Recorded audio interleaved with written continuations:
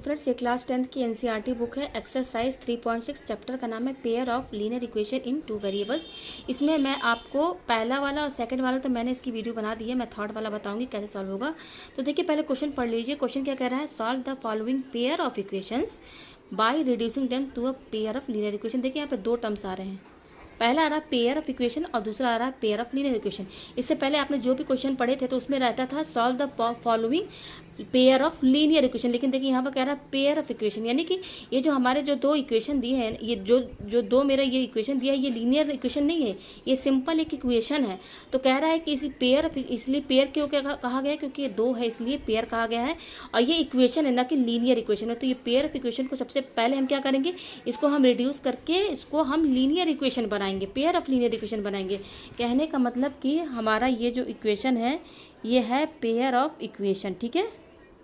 तो इसको पहले हम बनाएंगे, कन्वर्ट करेंगे पेयर ऑफ लीनियर इक्वेशन में, ठीक है।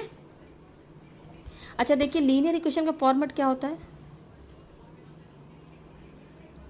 वो होता है A X plus B Y equal to C, है ना। फॉर एग्जाम्पल यहाँ पर ले लीजिए 2x हो गया प्लस 3y इक्वल टू सी। ए और बी सी क्या है? रियल नंबर्स हैं। ए और बी सी क्या है?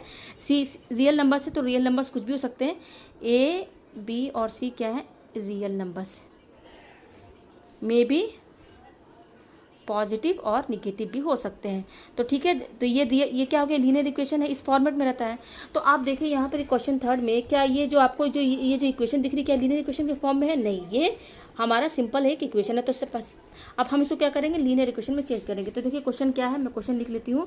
क्वेश्चन है 4/x plus 3y equal to 14, और नीचे वाला दूसरा वाला है 3/x minus 4y equal to 20, 4/x plus 3y equal to 14, 3/x minus 4y equal to 23। आप जब भी क्वेश्चन को कॉपी में उतारें ना, तो उसको दो बार तो जरूर ही चेक करें, क्योंकि कभी कभी ऐसा होता है कि स्टूडेंट्स जो होते हैं प्लस की जगह माइनस कर देते हैं और कोई भी नंबर दूसरा लिख देते हैं जल्दी जल्दी में, तो आपका आंसर कभी आएगा ही नहीं। तो देखिए मैंने क्वेश्चन उतार लिया है, मैं इसको 2-3 बार देख लेती हूँ, कहीं मुझसे कोई गड़बड़ी ना हो जाए।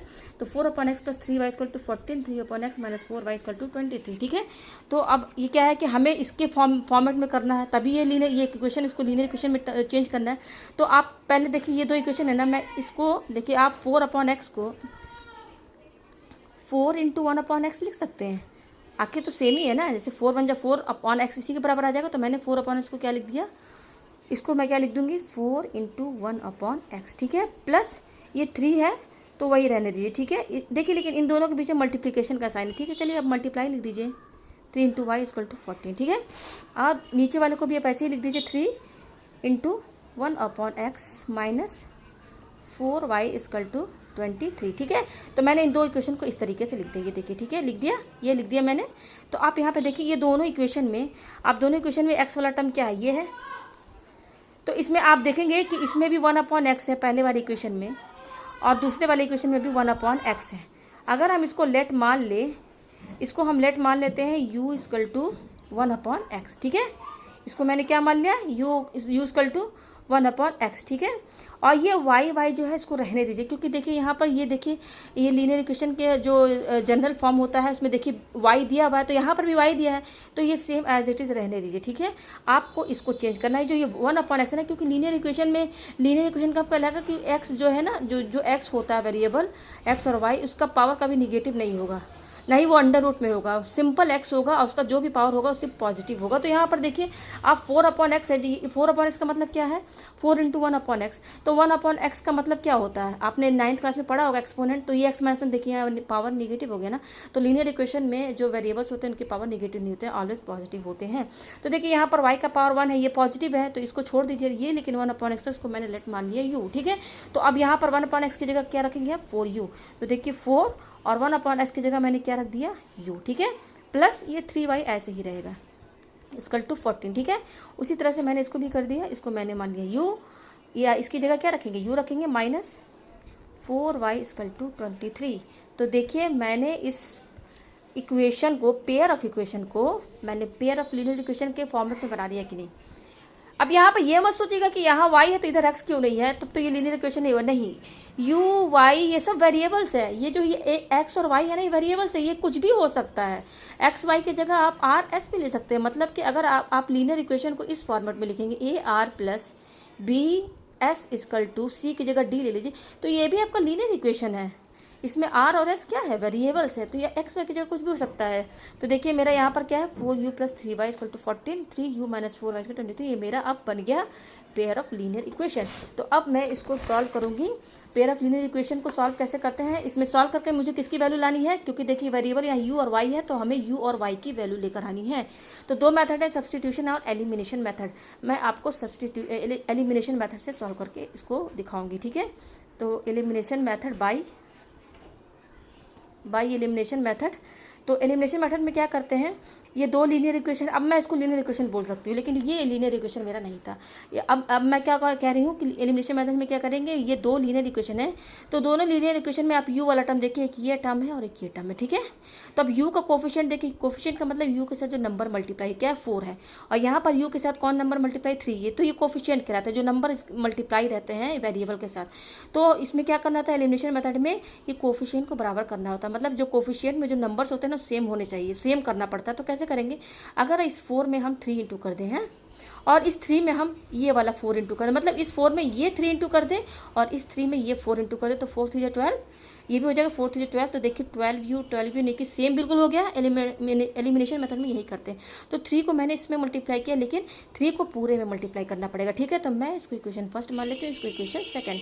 तो मैं यहाँ पे लिखूँगी multiply equation first by 3 and equation second by 4, ठीक है। तो इसको मैं 3 से मल्टीप्लाई करूँगी तो ये पूरी इक्वेशन मल्टीप्लाई की, तो पूरी इक्वेशन को ना आप ब्रैकेट के अंदर लिख लीजिए, ठीक है। ये मैंने लिख रही है यहाँ पर। तो अब ये 3 जो है तीनों में मल्टीप्लाई होगा, तीनों में मल्टीप्लाई कीजिए, तो 3 4 जा क्या हो जाएगा 12u, और ये 3 3 जा 9y इक्वल टू 3 4 जा 12, 3 1 जा 3 42, ये आया हमारा, ठीक है।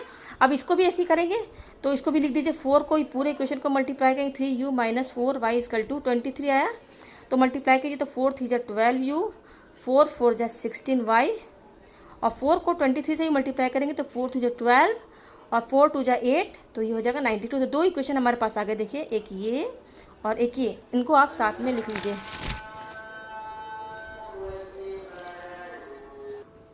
तो देखिए मैंने यहाँ पर ये जब मल्टीप्लाई कर दिया इसको, तो मेरे दो इक्वेशन आए, एक ये आया 12u plus 9y equal to 42, और जब 4 से मैंने इसको इक्वेशन को मल्टीप्लाई किया तो मेरा आया 12u minus 16y equal to 92, ठीक है। तो मैंने इन दोनों इक्वेशन को एक साथ लिख दिया, ठीक है। तो अब आप यहाँ पे देखेंगे कि यहाँ पर कोफिशिएंट जो है u का इस इक्वेशन में 12 है, और यहाँ पर भी u का जो कोफिशिएंट है वो है 12। मैं फिर से बता दूँ, कोफिशिएंट उसे कहते हैं जो नंबर u के साथ मल्टीप्लाई में है, उसे कोफिशिएंट कहते हैं। देखिए बराबर हो गया, सेम हो गया। अब हम इसको इक्वेशन मान लेते हैं a और इसको इक्वेशन बी मान लेते हैं। अब हम क्या करेंगे, सब्ट्रैक्ट करेंगे, subtract equation A and B. Equation A and B का मतलब क्या, ए और बी दोनों आप पहले साथ में लिख लीजिए, जैसे लिखा हुआ है 42 12u minus 16y equal to 92, ठीक है। फिर जैसे सब्ट्रैक्ट करते वैसे आपने यहाँ पे लाइन खींच दिया। उसके बाद पहले सब्ट्रैक्ट करने से पहले आप ये इसका साइन बताइए क्या है, इसका प्लस है, अब सभी जानते हैं इसका भी साइन प्लस है, ये भी प्लस है, और इसका भी साइन क्या है, प्लस है, ठीक है। अब सब्ट्रैक्ट हम करेंगे, जब हम सब्ट्रैक्ट करेंगे ना, तो ये जो नीचे वाली साइन है, ये प्लस, ये माइनस, ये प्लस, ये नीचे वाली साइन चेंज हो जाएगी, यानी कि प्लस माइनस में हो जाएगा, माइनस प्लस में और प्लस माइनस में। ये केवल जब हम सब्ट्रैक्ट करेंगे तभी नीचे वाला साइन जो है चेंज होगा, ऊपर वाला एज इट इज़ रहेगा, ठीक है। तो ये देखिए अब इसका साइन ये माना जाएगा, 12u का साइन माइनस, 16y का साइन प्लस माना जाएगा, और 92 का साइन माइनस माना जाएगा, ना कि ये पहले वाला माना जाएगा। तो सब्ट्रैक्ट कीजिए आप, ये प्लस 12u है और इसका sign minus, plus minus minus 0। अच्छा ये प्लस 9y है और ये प्लस 16y, तो प्लस प्लस प्लस होता है, तो 16 और 9 कितना हो जाएगा 25y, ठीक है, इक्वल टू ये प्लस 92 है और ये माइनस 92 है, तो प्लस माइनस माइनस, तो 92 में से 42 माइनस कीजिए तो आपका 50 आएगा। अच्छा अब साइन भी लगाना है, बड़ा क्या है इसमें, 42 बड़ा है कि 92, तो 92 वाला वैल्यू बड़ा है, ये बड़ा वैल्यू है, तो जो बड़ा होता है उसका साइन लगाते हैं, तो इसका साइन माइनस है, तो आप यहाँ क्या लगाएंगे, माइनस लगाएंगे, ठीक है। तो यहाँ से देखिए हमें क्या चाहिए, केवल y की वैल्यू चाहिए, केवल y की वैल्यू। तो इसके साथ 25 क्या है, ये देखिए 25 और y के बीच में मल्टीप्लिकेशन का साइन है। 25y का मतलब होता है 25 इंटू वाई इजकल टू -50। हमें y की वैल्यू केवल चाहिए, तो ये 25 है ना इजकल टू कि इधर जाएगा तो ये डिवाइड में हो जाएगा, ठीक है। ये क्या हो जाएगा, इधर डिवाइड में आ जाएगा 50 के डिवाइड में। तो देखिए 25 टू जा 50, तो y की वैल्यू मेरी कितनी आई, -2, ठीक है। अब हमें देखिए ये इक्वेशन में वेरिएबल्स क्या है, u और y, तो हमें u और y की वैल्यू चाहिए, तो y की वैल्यू आ गई। तो u की वैल्यू में चाहिए, तो हम इस u की वैल्यू को इसमें पुट कर देते हैं। Put the value of u in equation, ये इक्वेशन है फर्स्ट है ना, ये इक्वेशन इस वाले इक्वेशन में पुट करेंगे इसमें। तो ये इक्वेशन देखिए मेरी फर्स्ट है, ये इक्वेशन फर्स्ट है, इसमें पुट करेंगे। तो इक्वेशन फर्स्ट क्या है, तो पहले लिख देते हैं put the value of y in equation first. Equation first मेरी क्या है, 4u plus 3y equal to 14 है, ठीक है। तो वैल्यू पुट कर दीजिए, तो ये 4u प्लस 3 और इसके पीछे मल्टीप्लिकेशन इंटू लगा दीजिए। y की वैल्यू -2 है, तो माइनस वाली चीज़ हमेशा ब्रैकेट में रहती है, इक्वल टू 14। तो ये हो जाएगा 4u प्लस ये 3 टू 6 और माइनस, तो ब्रैकेट में लगाइए, जब तक माइनस है ब्रैकेट में लगाइए, ठीक है। अब ब्रैकेट ओपन कीजिए, तो प्लस माइनस क्या हो जाता है, -6 इक्वल टू 14, ठीक है। तो हमें केवल u की वैल्यू चाहिए, तो 4u के यहीं पे रहने दीजिए, ये -6 को इधर लेकर चले आएंगे, तो ये +6 हो जाएगा 14 और ये -6 इक्वल टू किधर गया। तो कोई भी चीज़ इक्वल टू की इधर जाएगी तो साइन जो है उसकी चेंज हो जाएगी, माइनस है तो प्लस में, तो ये माइनस था तो +6 हो गया। तो 14 और 6 क्या हो जाएगा 20। तो हमें केवल u की वैल्यू चाहिए, तो ये क्या है, u के साथ 4 मल्टीप्लाई में है, तो इधर जाएगा तो क्या हो जाएगा, डिवाइड में हो जाएगा। 20 के डिवाइड में ये 4 आ जाएगा, 4 लिखा हुआ है, तो ये कट के क्या आ जाए 5। तो हमारे पास क्या आया, y की वैल्यू आई -2 और u की वैल्यू हमारे पास आई 5। तो देखिए हमारा जो पहला वाला लीनियर इक्वेशन था, लीनियर इक्वेशन नहीं, इक्वेशन ये, उसमें क्या था, वेरिएबल x और y, तो हमें x और y की वैल्यू लानी, तो y की वैल्यू तो आ गई। और मैंने यहाँ पर 1/x को क्या माना था, u माना था। 1/x को क्या माना था मैंने, ये देखिए u माना था, तो मैंने u क्या माना था, 1/x। तो u की वैल्यू कितनी है मेरी आई है, u की वैल्यू मेरी कितनी आई है, 5 आई है, ये 5, ये देखिए u है 5 रख दीजिए इक्वल टू 1/x। ये 5 है तो 5 1 1 कर दीजिए। अब आपके क्या कीजिए, x की वैल्यू चाहिए ना, तो मैं आपको एक्सप्लेन कर देती हूँ कैसे आएगा। क्रॉस मल्टीप्लिकेशन कीजिए, इसको इससे मल्टीप्लाई कीजिए, इसको इससे मल्टीप्लाई कीजिए, तो 1 को 1 से मल्टीप्लाई किए तो 1 हो जाएगा, इक्वल टू ये इक्वल टू लगा दीजिए। 5 को x से मल्टीप्लाई करेंगे तो 5x हो जाएगा। हमें केवल x की वैल्यू चाहिए, तो x इसमें 5 क्या मल्टीप्लाई में है, तो इक्वल टू कि ये 5 जब इधर आएगा ना तो 1 के डिवाइड में हो जाएगा। तो देखिए x की वैल्यू मेरी कितनी आई, 1/5, ये आ गया हमारा। और y की वैल्यू कितनी है, -2। तो यही दो वैल्यूज़ हमें चाहिए थी, x और y की वैल्यू, ठीक है। तो मुझे उम्मीद है कि आपको ये क्वेश्चन बहुत अच्छे से समझ में आ गया होगा। Thank you.